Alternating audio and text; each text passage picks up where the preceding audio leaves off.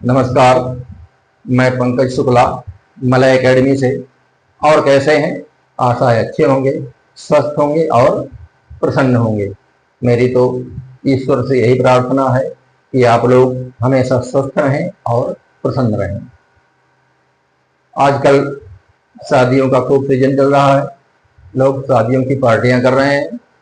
बाजारों में भी रौनक है। कपड़ों की दुकानों में, गहनों की दुकानों में खूब भीड़ लगी रहती है। अच्छा, स्त्रियों का गहनों के प्रति ज्यादा आकर्षण रहता है। वो जब पार्टियों में जाती हैं तो देखती हैं किसने कितने अच्छे, कितने महंगे गहने पहन रखे हैं। अच्छा, गहनों को और किन किन नामों से जाना जाता है, अर्थात गहनों के और कौन कौन से पर्यायवाची हैं, बताइए। हाँ, पहला हुआ आभूषण और दूसरा हुआ अलंकार। तो आज हम हिंदी में अलंकार के बारे में पढ़ेंगे। ठीक, स्त्रियां आभूषण क्यों पहनती हैं? इसलिए कि वो सुंदर दिखें। तो जिस प्रकार आभूषण पहनने से स्त्री सुंदर दिखने लगती है, उसी प्रकार अलंकार काव्य की शोभा को बढ़ाते हैं।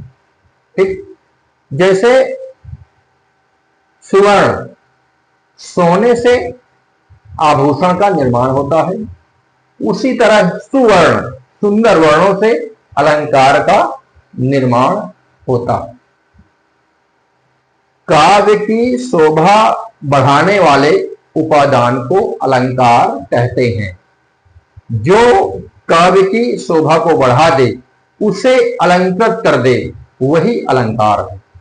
ठीक, अलंकार के जो प्रवर्तक आचार्य हैं वो हैं भामह। कौन है? भामह। अब मैं आपको अलंकार के भेद बताता हूं। अलंकार के 3 भेद होते हैं। पहला शब्दालंकार, दूसरा अर्थालंकार और तीसरा उभयालंकार। शब्दालंकार क्या होता है?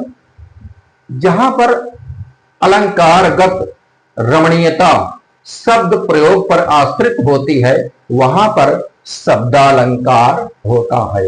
अर्थात जहां पर काव्य में सुंदरता शब्दों या वर्णों के द्वारा उत्पन्न होती है, वहां पर शब्दालंकार होता है। ठीक, जहां पर शब्दों या वर्णों से काव्य में सुंदरता बढ़ती है, वहां पर शब्दालंकार होता है। ठीक, अब आते हैं अर्थालंकार। जहां पर काव्य का सौंदर्य अर्थ में निहित हो, वहां पर अर्थालंकार होता है। अर्थात जहां अर्थ द्वारा काव्य में शोभा बढ़ती हो, वहां पर अर्थालंकार होता है। अब आते हैं उभयालंकार।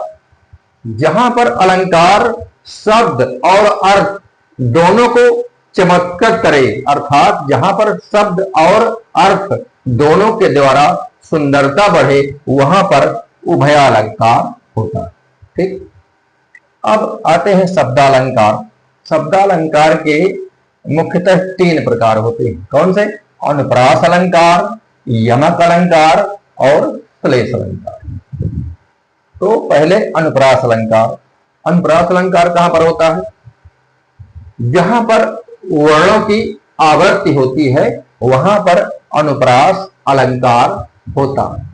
ठीक, अर्थात जहां पर कोई शब्द या अक्षर एक से अधिक बार आए या बार बार आए, वहां पर अनुप्रास अलंकार होता है।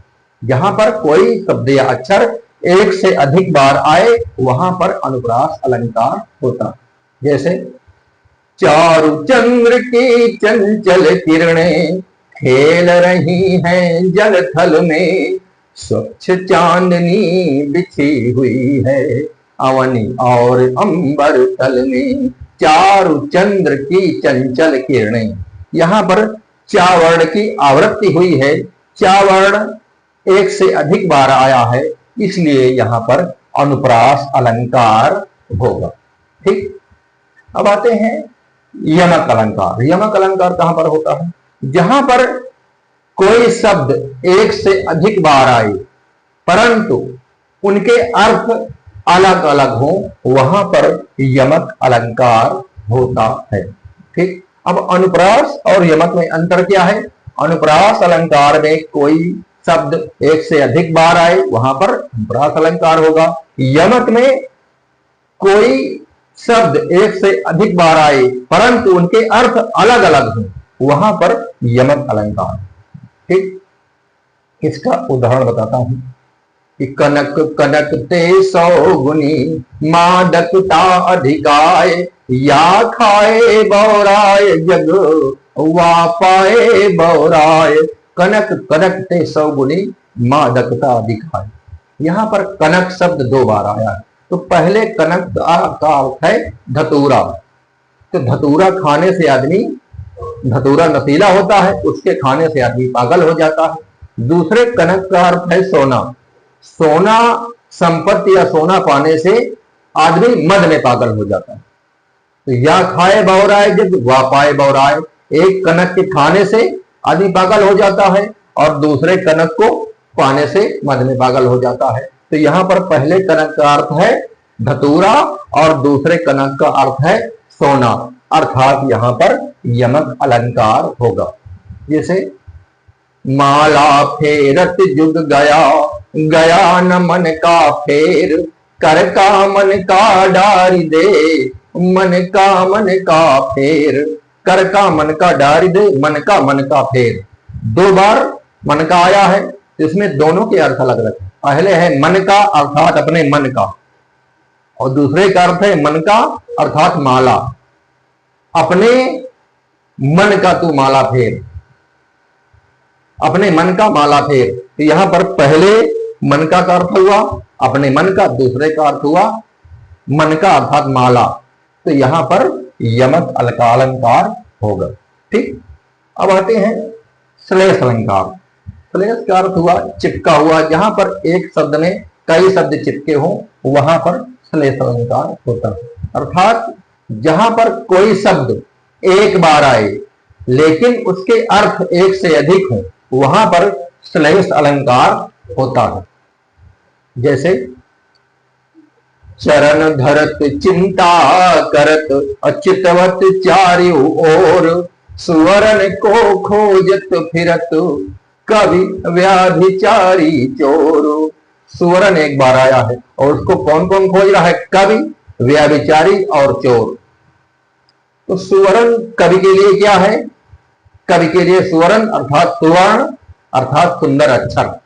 सुवर्ण जो है वो कवि के लिए सुंदर अक्षर। कवि सुवर्ण को खोज रहा है, सुंदर अक्षर को खोज रहा है अपनी कविता लिखने के लिए। व्यभिचारी सुवर्ण सुंदर स्त्री को खोज रहा है, व्यभिचारी के लिए सुंदर स्त्री। और चोर सुवर्ण अर्थात सुवर्ण अर्थात वो सोने को खोज रहा है। तो यहां पर सुवर्ण शब्द एक बार आया लेकिन उसके अर्थ 3 हैं। कवि के लिए सुंदर अक्षर, व्यभिचारी के लिए सुंदर स्त्री और चोर के लिए सुवर्ण अर्थात सोना। तो यहां पर श्लेष अलंकार होगा। जैसे रही मन पानी राखिए, बिन पानी सब सून, पानी गए न उबरे, मोती मानुष चून। यहां पर पानी एक बार आया है लेकिन उसके अर्थ 3 है। पानी गए न उबरे, मोती मानुष चून। रहीमदास जी कहते हैं पानी चला जाए तो 3 लोग फिर नहीं उबर पाते। कौन? मोती, मानुष मनुष्य और चूना। मोती का एक बार पानी चला जाए तो मोती बेकार हो जाती। मनुष्य का अगर पानी चला जाए, लोग कहते हैं ना कि वो बड़ा पानीदार आदमी है, तो एक बार आदमी का अगर पानी चला जाए तो फिर आदमी बेकार हो जाता है। और चूना, चूने का एक बार पानी सूख जाए फिर आप उसमें चाहे जितना पानी डालो, चूना पहले स्थिति में वापस नहीं आ सकता। तो यहां पर पानी एक बार आया है लेकिन उसके अर्थ 3 है। मोती के लिए अलग है, मनुष्य के लिए अलग है और चूने के लिए अलग है, इसलिए यहां पर श्लेष अलंकार होगा। ठीक, अब अगले दिन मैं आपको अर्थालंकार के बारे में बताऊंगा। आज के लिए इतना ही। आप लोगों का प्यार मिलता रहेगा तो मैं आपकी सेवा में उपस्थित होता रहूंगा। नमस्कार।